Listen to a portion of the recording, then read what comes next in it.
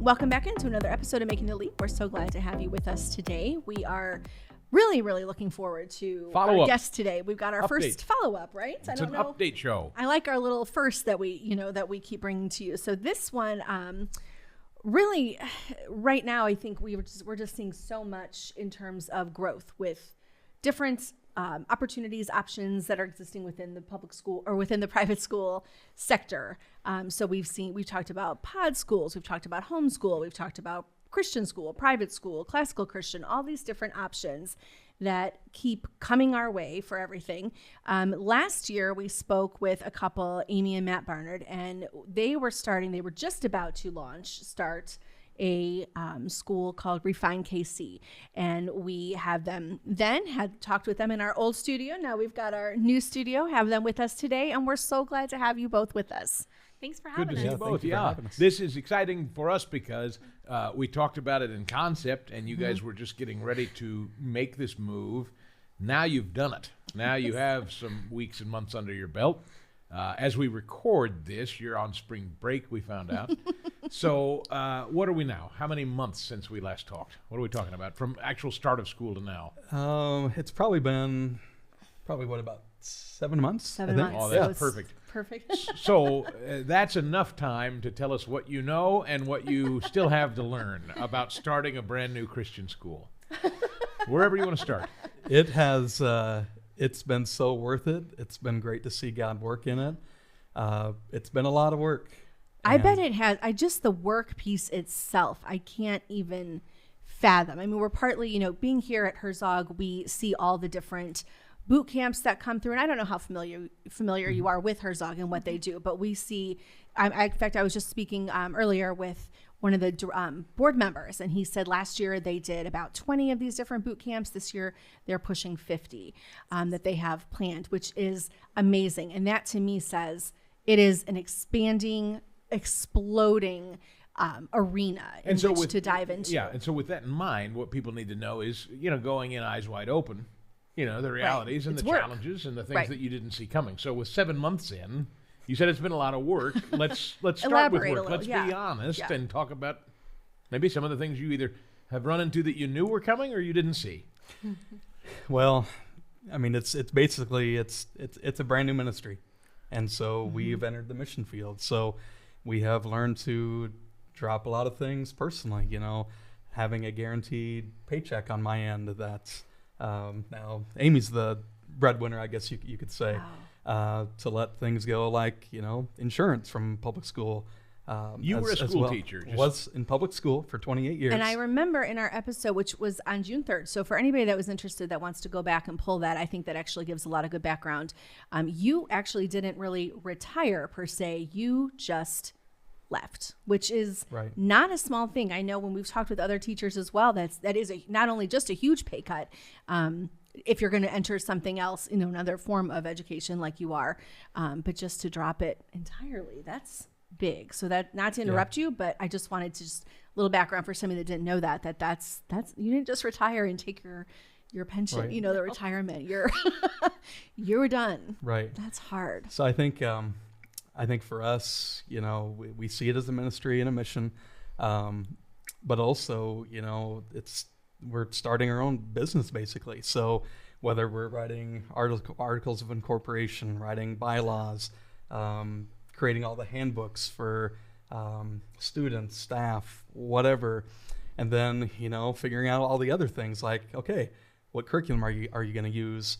Who are you going to have on staff? And then bringing in, we've prayed a lot for God to bring us the families to come, having a location, and so just so many things have went into it, and we've had to be very, very obedient to God and be very patient. Amy and I we are planners, and we've really had to let the planning things of life just go. It's just like, okay, how are you going to use this?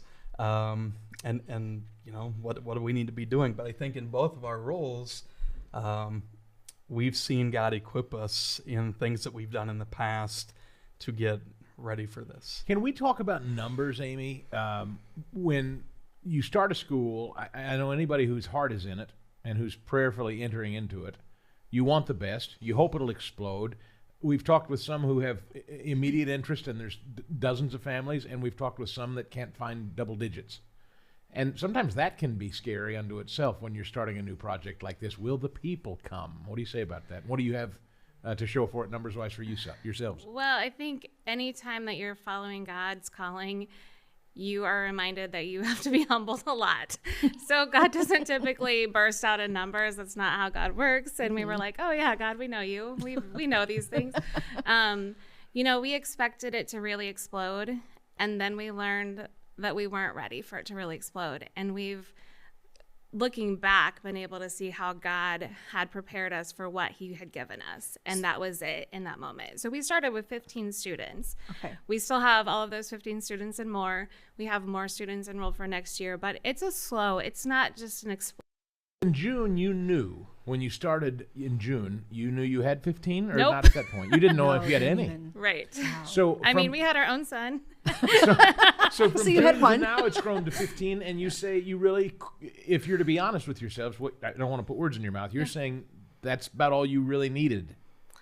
Yeah, I think that we weren't equipped or prepared for, starting a huge school. We have been equipped as we needed to be equipped, and God has clearly brought specific families to our school in his timing. So it's been really beautiful, but also hard when you know that numbers equal income. Mm-hmm. So Well, and I think it's it's a cliche, right? Like the Garth Brooks song, "The Unanswered Prayers," right? You want it, you think you know what you want, but really, he knows what we need and what we want. Yes.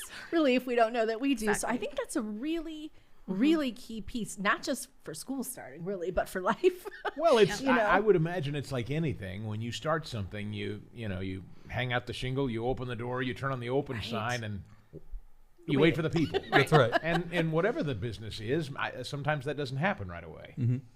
But And what a you gotta great be okay way to with that. Yes. Right. I was gonna say, what a great way to approach it, though. That you maybe, I'm sure, I can't even imagine the worry and the fear that probably started, and then you had to kind of battle that with prayer, obviously. But just in retrospect, to know, oh no, it was okay. So then let's be honest about this with folks that are Yeah. thinking they have it on their heart to start something like this, and now they've heard this, and they think, oh, maybe not.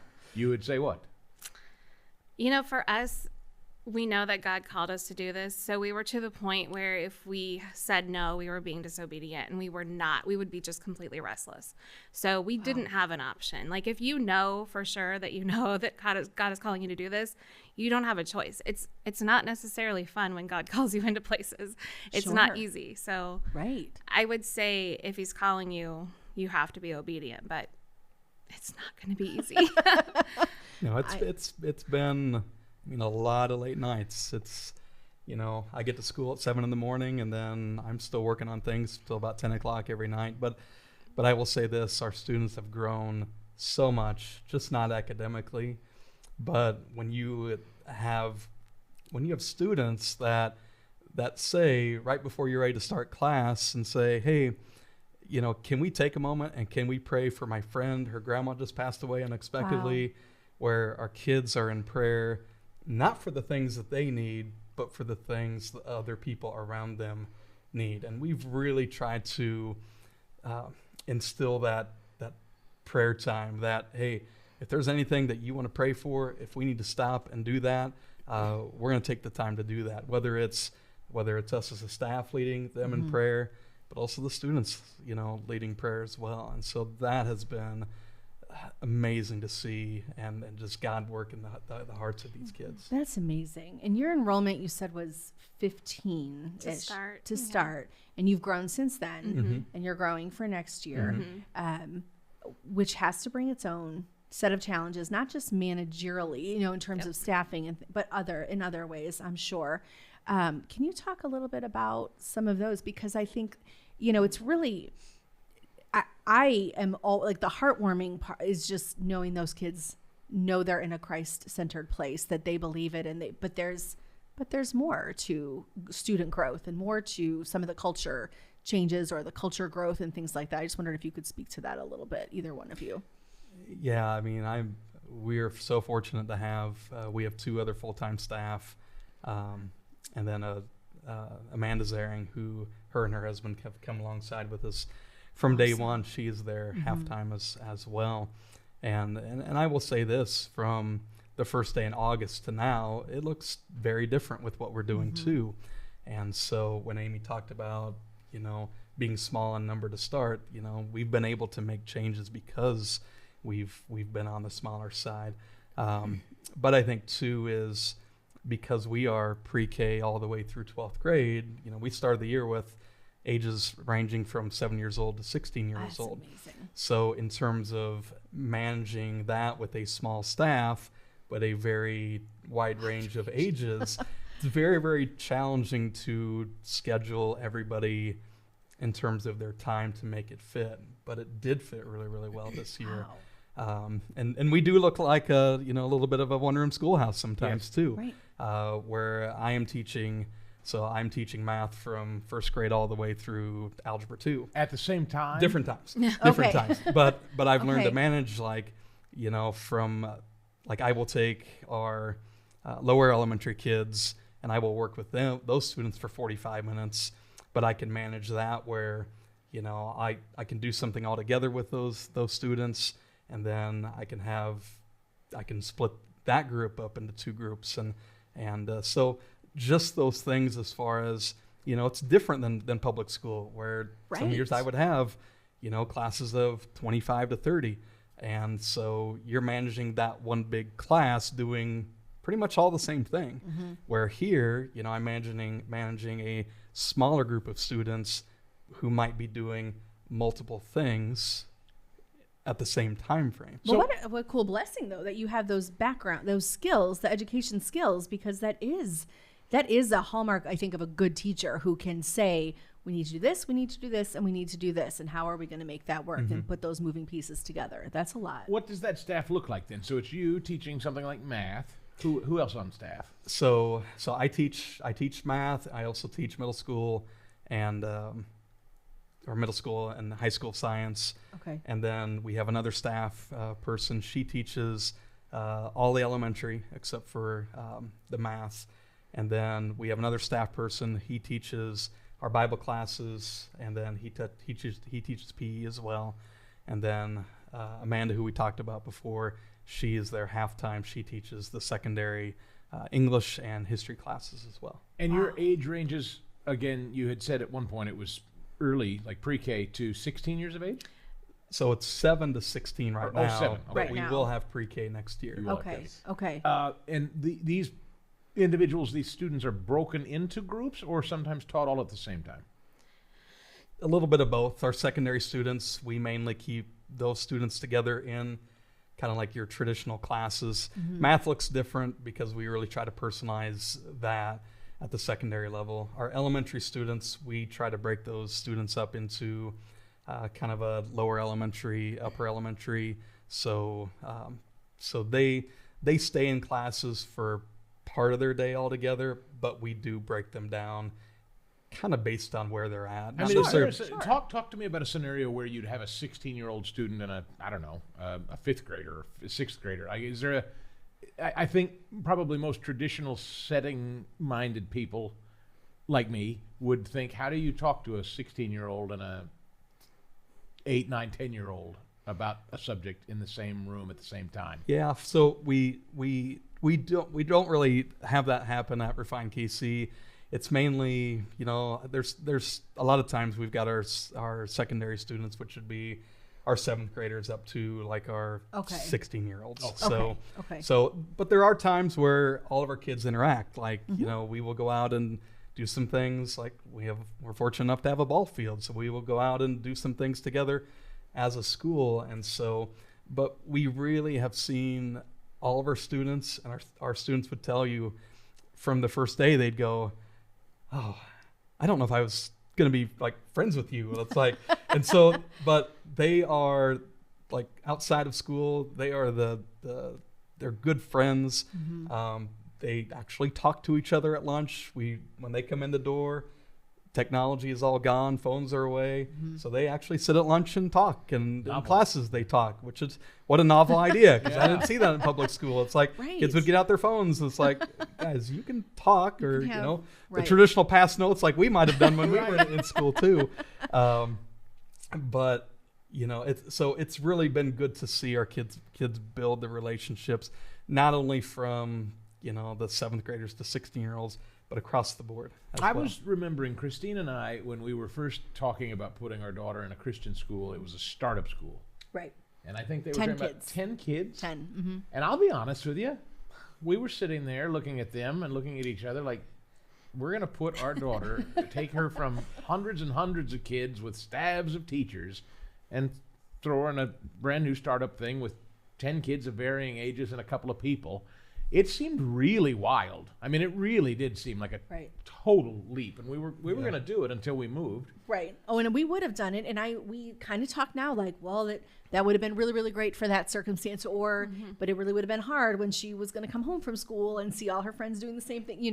We know that there were going to be challenges. My point in saying that is the buy-in has to be from the families. Has to be there from the whole group. The families had to buy in, right? You can't. It's not like you can't twist someone's arm to want to do this. Right. That's why for us it really is working, because God has clearly prepared these families for this time at this school. And our families are amazing. And I mean, I think they've all seen their students grow so much in the 7 months that we've had them, that it's just, they're on board 100%. What do you need? We're here. Is word of mouth now going to be critical in the way you grow? Are these families going to become sort of acolytes of yours? I think that's probably the biggest. I mean, what do you want to know? I want to know what someone personally experienced. I don't want to read about it on a website. So I think that's our biggest key. That's amazing. Do you have opportunities for parents to do any kind of teaching or volunteering, or what is your makeup with your parents and your families when they come in? Yeah, we've put it out there. It's like, hey, if you're a parent and if you want to come in and volunteer, we have one parent who comes in as much as she's able to, and takes some of our younger students, and we'll spend, hour and a half, sometimes on Thursdays, and just have kids read to her. That's and awesome. So she can help with that. We've also done different things, events during the year, and we've had, every student has had a parent there at those events, and so that's amazing, 100%. right? That's not Yeah. not always typical. That's incredible. I think that's. Are there things you didn't see coming? Yeah. Are there things now 7 months in that you just didn't see that? Those people who have to decide whether or not there's school the next day because of snow, they are underappreciated. Yeah, I've had a few times this year. And I've set my alarm for 4:30 in the morning. I'm going, should we? Shouldn't we? You get to make the call. Because I never thought I would do that. That's and like a small detail that you It just is hard. Yeah. and it's harder too, because our families are really spread out, and so that makes it harder too. It's like, okay, how's it on the Kansas side, since we're in Kansas City, and how is it up north, 15 miles or east 15 miles? Well, and this last one was a doozy. Yeah, That was a yes, tough it little was. one, and no one was happy That's no right. matter what you picked. It's very interesting you bring up geography, because there are two things on my mind that I'm thinking about as a parent. The finances and the geography. It's something that we hear about all the time. I don't have a school close to me, or, oh my gosh, it's a fortune. What do you say about those two things to prospective families? As far as finances, we have a great third-party system. It's called Benefac, and it's a little time intensive. You have to plug in all of you do your tax return and plug in all of your financial details, but it comes back with a solid number of what you really can pay per month for all of your students. And then we have a finance assistance committee, and they meet with you and they say, does this really work for you?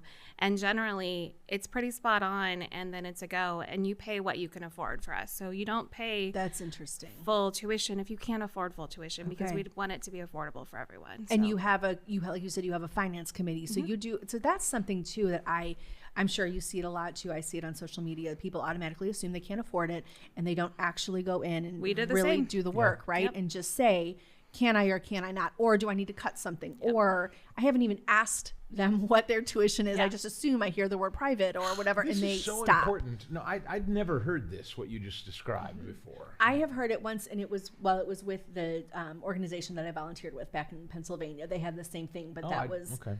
well, it was I'd never heard. based completely on like socioeconomic status. So it was a little bit different. You do have a flat, you have a rate, if you will, Yep.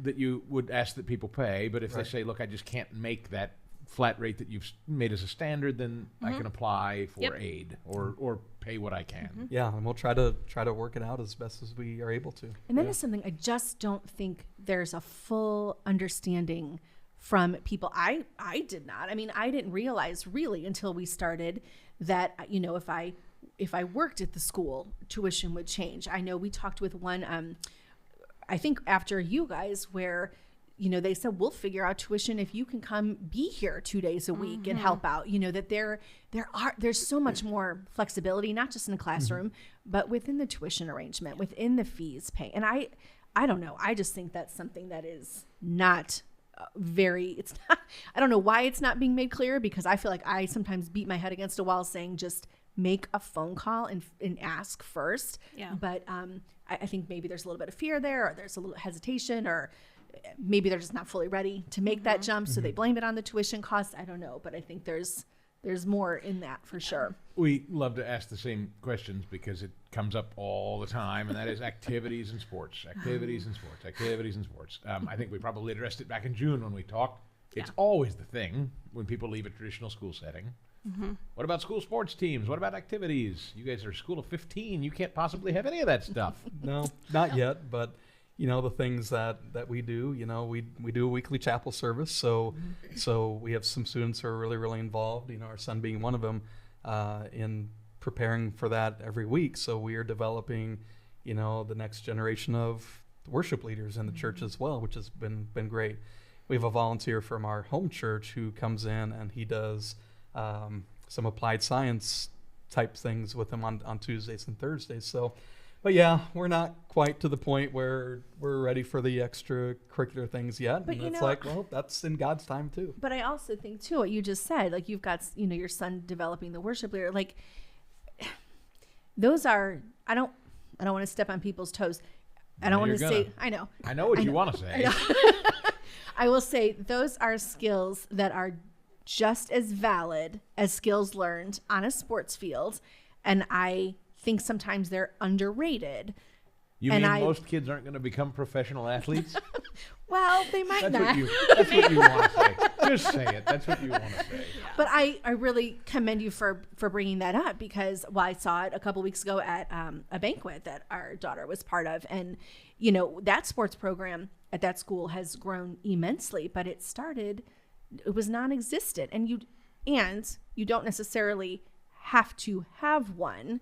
You don't have to have a sports program to still be a successful school. There are clearly, we know there's 1,000 options. If that's that important, there are certainly outside ways for kids to go find that too. Right. But our kids during PE, they play a mean game of ultimate frisbee. I'm telling you.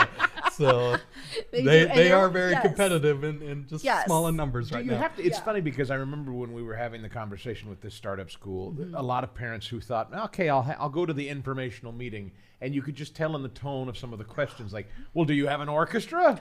Yeah. Like, no, we're 2 people and a room.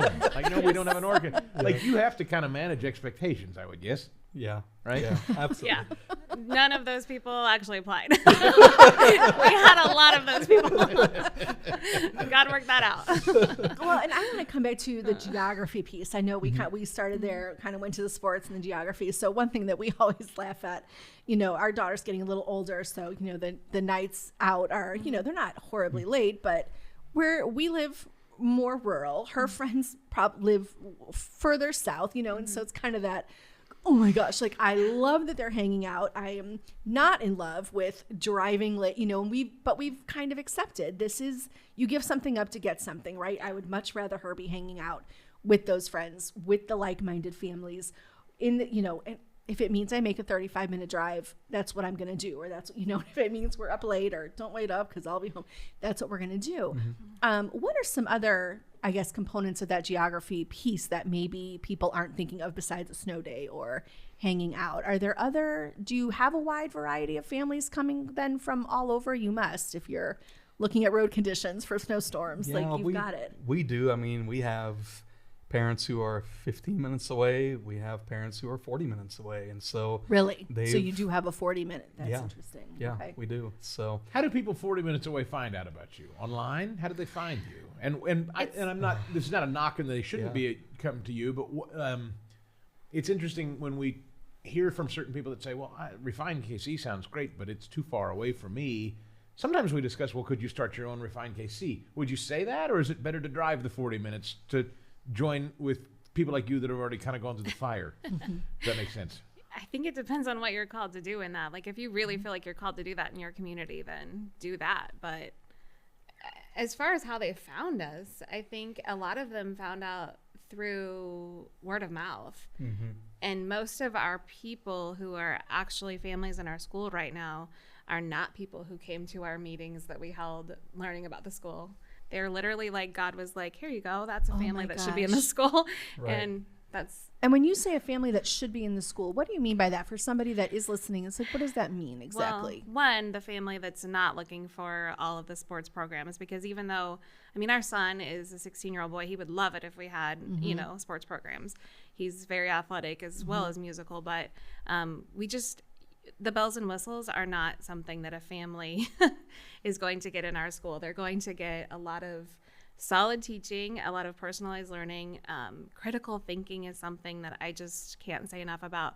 Our son has learned how to really become a critical thinker from a biblical worldview, and that matters so much more to me than any of those bells and whistles. and a lot of back to the basics as well. And so I think that's what I thought you were probably going to say. Yeah. And I think that is something that we've talked about this, that I think it's really important that families drill down on what they need. You guys weren't even in existence when we were here trying to figure out, like, where's she going to go? You know, Yeah. and I think, had you been, might have been a different decision. Like there's, you know, so I think it's great that there's these options now that are out there, because, but I do think families need to really, in prayer, in conversation with each other, being together on board, figure out what we want, because you're, like I said earlier, you're always going to give something up to get something, and you have to know that going in. Could you have made your son do this if he didn't want to do it? Was there buy-in from him? Could you have forced him and said, we're doing this, whether you like it or not? We kind of did do that, You did? actually, yeah. And was he ticked at you, and how's it gone? I mean, give me some of the highs and lows. A 16-year-old boy leaving what he knows and doing this is a wildly different He experience. has grown a ton. Is it exactly what he envisioned his high school career to look like? Not at all. Would he change it? Some days maybe, but he definitely wasn't fully on board. We made this decision for him as his parents, as we needed to do. When he was 14, we pulled him out homeschooled that Well, I was year. just going to say, you had already kind of Yeah. said, like, we're changing this, and you're going to homeschool Was he first. mad at you for that? Yes, very mad at us for that. Then school started, Refined KC started, and it didn't meet his expectations because he's a teenage boy. Yeah. Right. And he's like, can we just go back to homeschooling? And I'm like, wait. Which is interesting. Let's remember how much you didn't want to do that. So I think he's just grown a ton, and he realizes why we've done what we've done, and his relationship with the Lord has just soared. So it's not perfect. No. Every day is not easy. But you But did I think something like- really hard at a time when most just don't. And I'll be honest, we've said this before, and we've Right. talked about this with our older sons, 16 and 17, now 17, 18. We just decided, let them finish. It was our daughter that we pulled, but not the boys. We didn't want the And fight. we had our own justifications, Yeah. right or wrong. I think We we just- regret a little bit Yeah, now. we just didn't want the fight. I mean, and I'm talking to two people who decided, okay, this is We're worth going to fighting. have a fight. Yes. I don't And know. we commend that, yeah, it's- There are a lot of people that think, well, maybe I'm just too late. We did. That's what we thought. But you Yeah. don't subscribe to that, obviously. No. I mean, gosh, we wish we'd done it with our daughter who is older. I mean, I don't think you're ever too late to learn what really matters in the world over what doesn't. So No, that's completely fair. And it is, I mean, we really wrestle sometimes. I mean, this doesn't need to be a therapy session, but we do talk about this and the guilt and like kind of having to find a place to let that go, because we're doing something different, but it's The numbers of where it. Christian education is exploding are with young kids, because it's easier with the little kids. When you start talking about teenagers, forget it. They've got their own minds made up, and they fight like cats and Well, dogs. that and is one mules. thing that we do hear a lot But from our daughter, right? We're seeing yeah. elementary level kids just exploding in Christian schools. We were just at one the other day for a fundraiser. Yeah. They're busting at the seams with the elementary, Yeah. with just a handful of high schoolers. So that's where I think a lot is kids, our kids' age, 14 through 17, 18. Mm-hmm. Those are the ones where right now you got to make a really tough choice. Do we make a hard pivot after most of your life has been in public school? You guys made that decision. Yeah. Well, and he even said the other day, I mean, you know, we see it. He's in a safe learning environment, you know, all the time. But he even told me the other day when we were doing math, he goes, you know, I really feel very equipped with what I'm learning now. And so, Wow. you know, I think Amy's right. He's really grown as a critical thinker, and just all of our students, you know, the questions that they ask in class, you know, teaching her science, and it's like we can approach things from a biblical worldview, and you know, we can take a look at, you know, scripture and tie it all together, which is not something they could ever do. Yes. I think our son, as well as I can think of a handful of other students, our son never identified as a good student before. He just kind of, I don't like school. I'm excited for summer, you know. Yeah. Partly because that was cool, but now he identifies as a good student. Like, he is excellent at what he does each day, and the confidence level that presents is amazing. And the leadership that he's taken on, it's just Yep. there's been times where, you know, because we've got two buildings where we're at right now,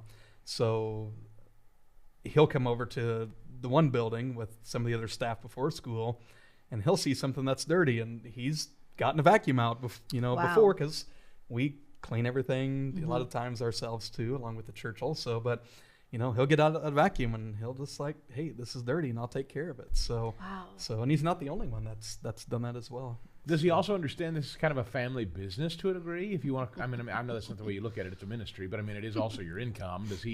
Is there a buy-in there that this is a family venture now?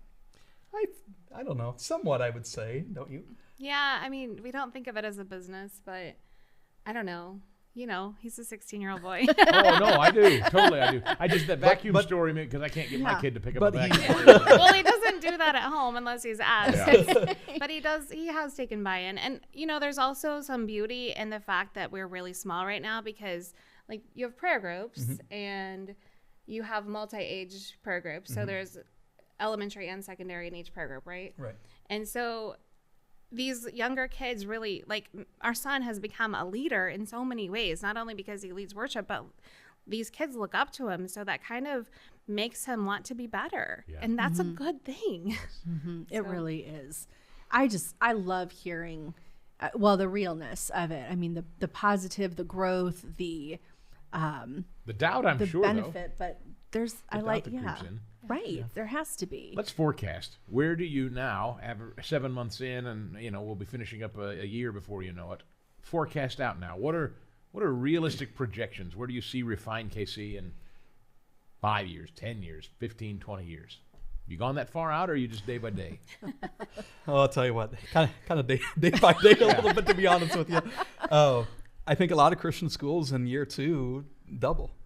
Yeah. I mean, I think that's a very statistically statistical fact. If I can get that word spit out. So I don't ever see Refine KC being huge, but that's not up to us. That's up to God. I'm sure, you know, a lot of Christian schools have started very, very small and grown to, 500, 1,000. And so if that's what God wants, then, that's what we'll do. But I really, it's been so great to get to know our students and to see them grow on a personal level, but also be able to interact with their families as well. Yeah. And I think for us, we don't ever want to lose just like being able to have a conversation with both of you.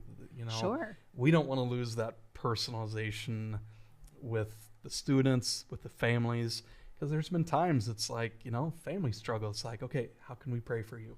Or there's a family illness. How can we pray for you? What can we do, to help you? Right. Did you never, I don't want to put words in your mouth, but did you never see this school being, or you just didn't really assign it any expectation? You never saw it being huge? You saw it being a certain size, or did you just didn't really have a vision that way? I guess for me, what God put on my heart is that, you know, we want to have a personal relationship with Christ. And so I think from a public school standpoint, I've taught in schools where we graduated 25 students a year to 600 students a year. Okay. And so my first 6 years when I taught in a rural district in Nebraska, you know, I had those same students sometimes 7th grade all the way through 12th grade. Mm-hmm. And so you could build that personal connection with your kids, and you could build that personal connection with the families too. So I just really feel that's important, because our kids are getting lost.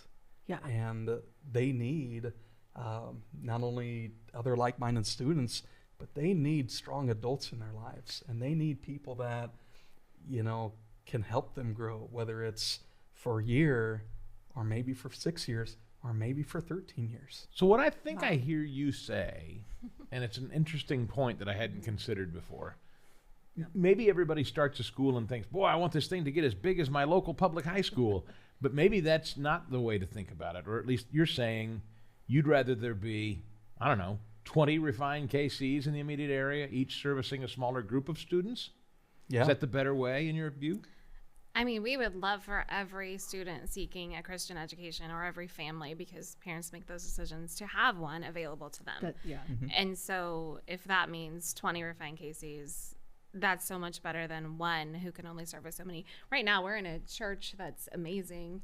Not even our church, a church that's amazing that's come alongside us. But if we grow too much, we're going to be, you outgrow your space, and then you have a whole new set of problems. Yes, Right. which is definitely something that is on our radar and not out of the question.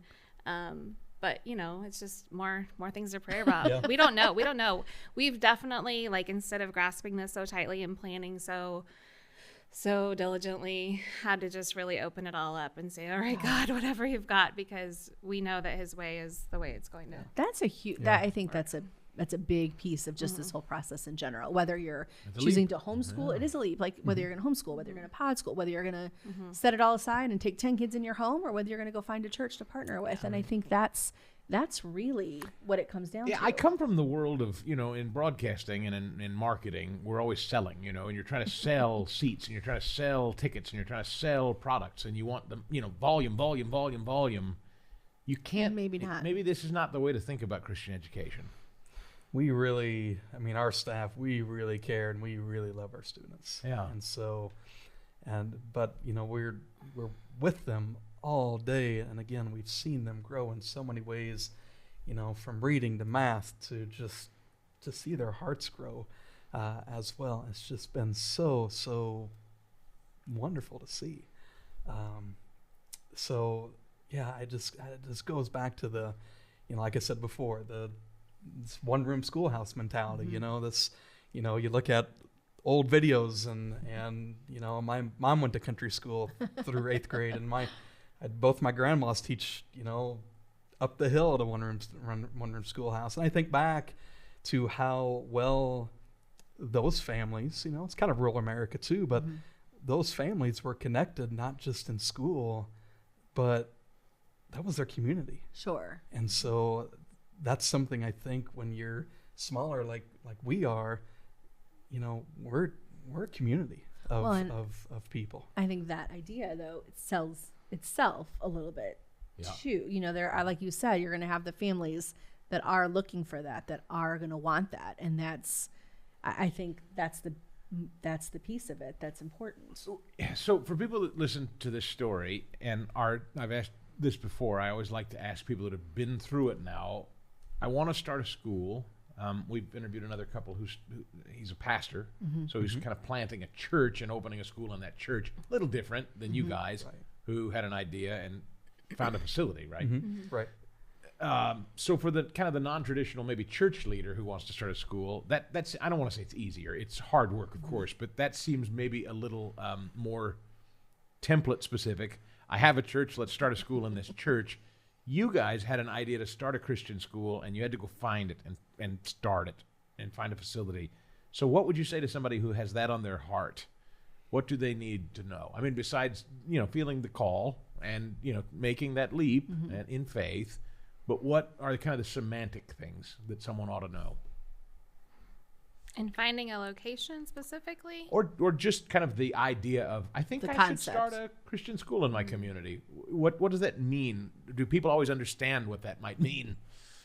One of the first questions that we were asked at one of our big meetings, we had a meeting where I think 60 people showed up. And, we obviously don't have that many families. And a lot of those were the questions we talked about earlier. But they asked us what makes Refine KC different or better than any other option that we have. And at that point, we were kind of like, we don't really know. No clue. But now we can clearly say that personalized learning is our niche. That is where we are. We don't do 7th grade. We do, where is Joey? Like, is he reading at a 2nd grade level and his math is at a 6th grade level? Then that's Joey, and let's move him forward to his personal best. So I think personalized learning is our niche, and I think that was something that we weren't prepared to answer. But you want to piggyback? I guess, are people too idealistic about it? I mean, there's sometimes people think, just like any other thing, I'm going to start a bakery. Oh, I didn't really count on having to get up at 1 a.m. There's just stuff that I think people don't always think through. They have a heart for it. Their heart's in the right spot, but maybe they're not always, thinking about what this means. I think when we were looking for a location, and when we sent letters out to churches, that we thought, hey, this might work for us. It's a good location. They have, an adequate facility to get started. God will bring the people to come alongside of you. And that has been very, very true with the church that we're in. Their church was looking to use their facility more. And so I think we've seen that, not just in our families, but just in all the things that we've needed. We needed somebody to come along and help us write our 501c3, and we got help with that. I was stressing in August going, okay, I've never done payroll taxes and things like that before, like FICA and things like that. What does that look like? Well, we found a company that they were booked till January, and they said, hey, we're going to fit you guys in. There's just a lot of things where God's really been at work through this, that, if God's put it on anybody's heart to do it, pray about it. And, his plan is greater than ours. And so we've changed a lot, I think, over the course of, 7 months, obviously, from what it looks like day one to now. Sure. But I'd encourage them. And then the other thing is, I think, go visit or go talk to people. We've talked to a few people that have started Christian schools, or who are maybe a year or two ahead of us as well, and talked and said, okay, what's your journey been like? Every school startup is different. Right. There's things like Herzog does that, puts things together that are good tools to use. But in the grand scheme of things, every school is going to look different in terms of, whether it's location or the ages that you're serving. But if God's in it, God will provide just out of the time that we might always want. Sure. Right. But we you talk just about that all the have to time. be patient. So if somebody was interested, so if a family's come along, they're interested, how can they go about reaching you? Where do they, go online? Is it Facebook? Is it phone number? How do they reach you? So we have a website. It's refinekcschool.com. Okay. And then we also have Facebook and Instagram. We spend zero money on marketing, so that's what we use for all of our marketing. And we have a phone number on our website as well. They can call us. And you're probably enrolling right now, I would assume, or getting ready to start enrolling for next year as well. Enrollment is open for next year. Okay. And awesome. we'll stay open likely until the day school starts. So, yeah. This Good. is our first interview with somebody who's decided to start a school, and now we're what's so cool is to now get to watch and follow along. I know. Maybe we'll check in another 7 months or a year and see what God has done. Yeah, this has been really exciting to see. Really grateful I to mean, you it too. started from a conversation where you weren't really sure to say. Do you feel better 7 months later than our first conversation? I think we're more tired now. We were super excited then, and we're not excited, but we have gone through a lot of hard work. It's reality. Like there's a reality, I'm sure. Yeah, right. we that have sets in. learned a we have learned a ton. Yeah. We really, really have. That's but amazing. It's been so worth it. So, I love it. Well, I Congratulations. really appreciate Well, you thank guys coming on. Yep. well, thank Thanks you for having us. We really appreciate it. Thanks. Isn't it so great to talk? I just think it is so fun to see it in action. As we recorded this, I was just blown away that it's been 7 months.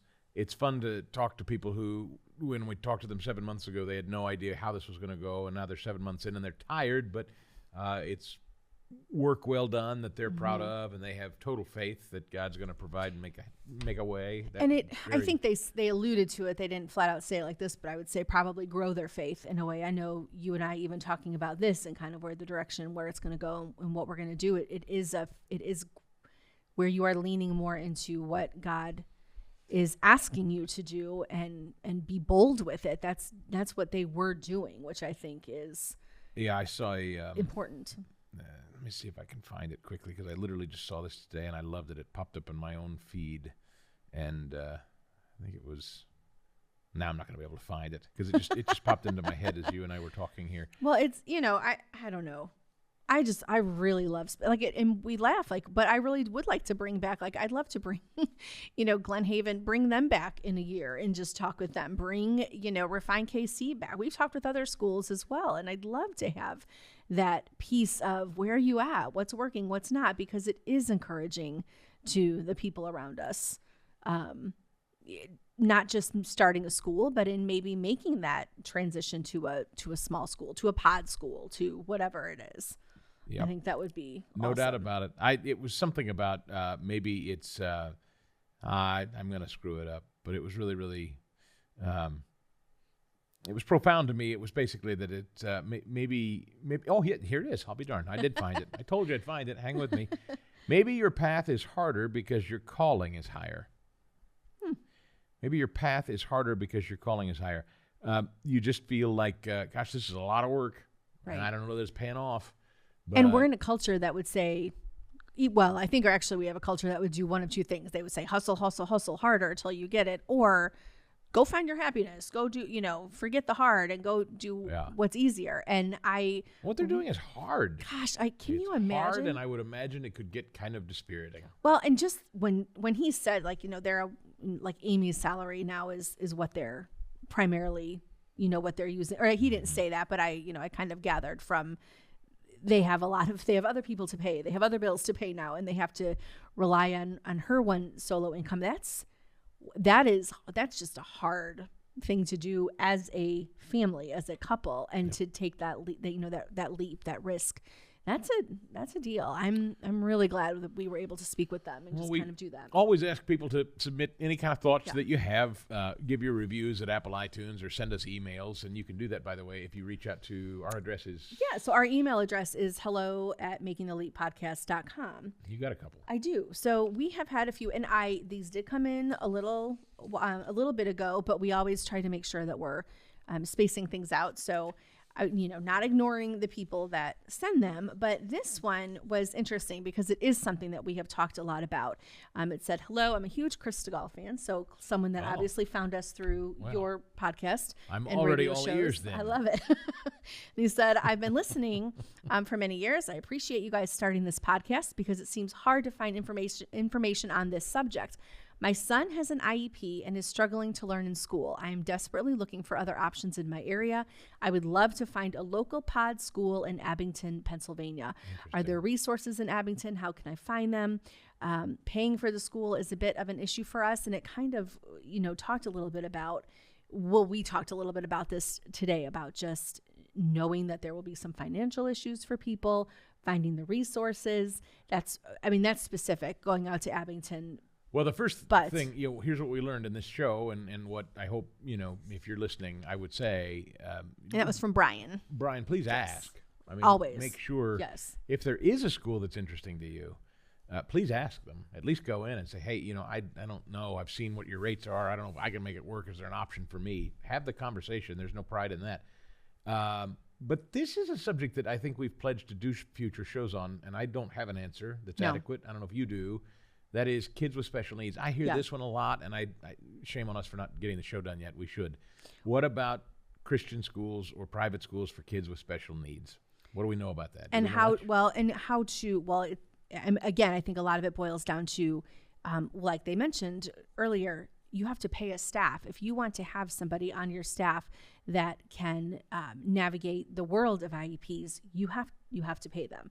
So I think for schools that are, I think there are a lot of parents that want to find schools, but they don't have a person on staff that can work with an IEP, because that does take a specially trained, certified person to do. So yes, it is something I actually am working on, and it is not an easy thing. Do they not exist? They do. Our school just posted, they are looking for a special ed teacher. They're looking for someone to kind of direct special ed services, but it does open up another whole avenue that you have to staff, you have to train, you have to support, and that is a lot. I would ask if there's anybody listening to this podcast who's in that space now. Yeah. If you know of a school, or you yourself are part of an IEP program or a special needs program in a Christian or private school setting, we'd love to hear from you, and we'd love to have you on to discuss how you're getting that done. I will confess that sounds like a major hole in the Christian education. I do. I think sphere. It is 100%.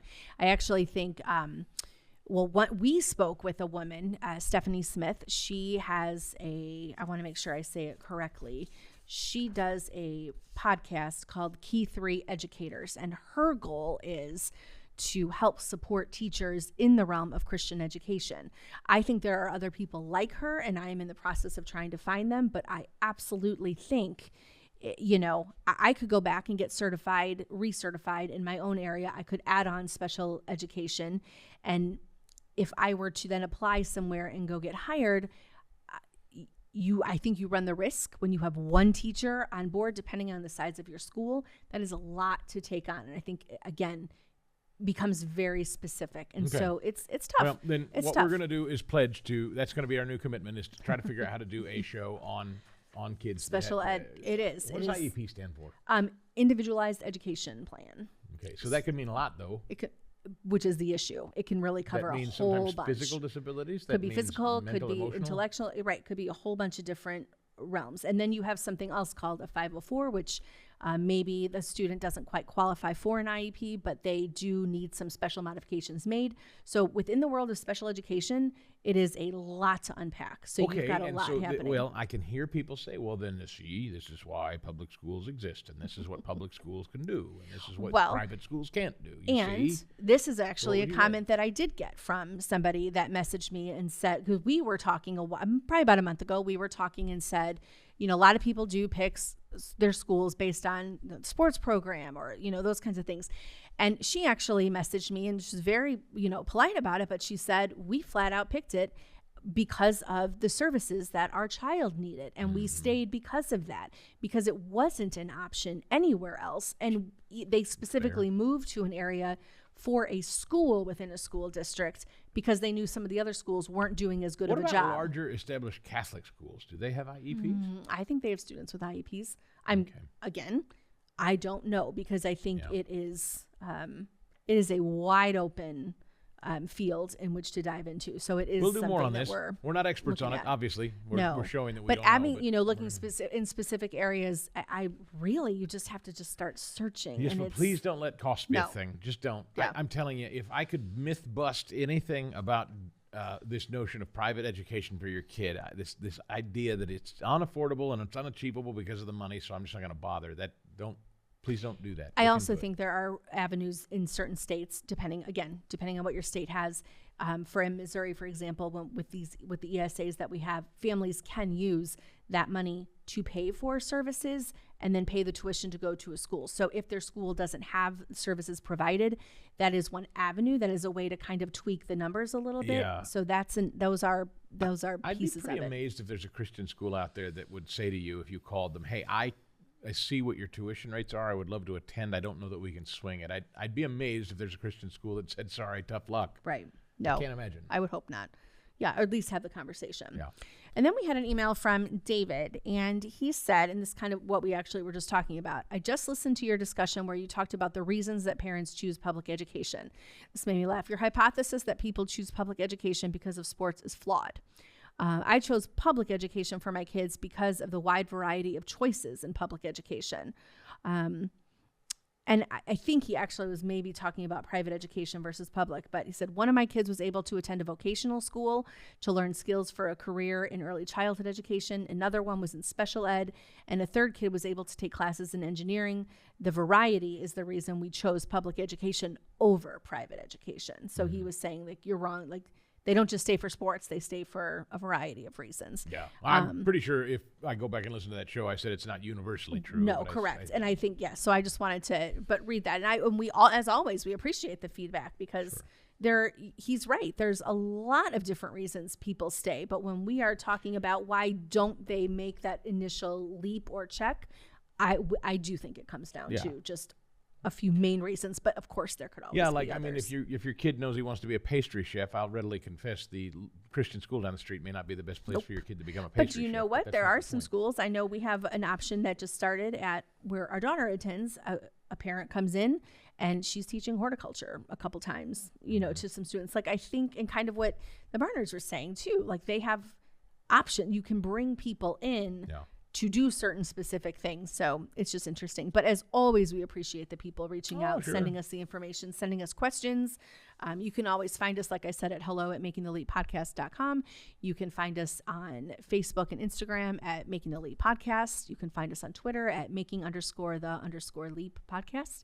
And anytime you download an episode, anytime you take a listen, as always, we appreciate those 5-star reviews. Leave us a comment. That always helps us as well and gives us some good branching off points to talk about. And we also just found out that we're coming up on a year anniversary soon. 1 year of doing Making the Leap. Pretty quick. Thanks to your support for being able to continue to do this. It's only because you listen and download it and refer other people to it that we can continue to do it for almost a year now. Amazing, right? You think about the time. Thanks for downloading and subscribing, and we will see you next time right here. Making the Leap is a podcast presentation courtesy of the Herzog Foundation. Please rate and comment on the show, as well as subscribe so you never miss an episode. And we'll see you next time on Making the Leap.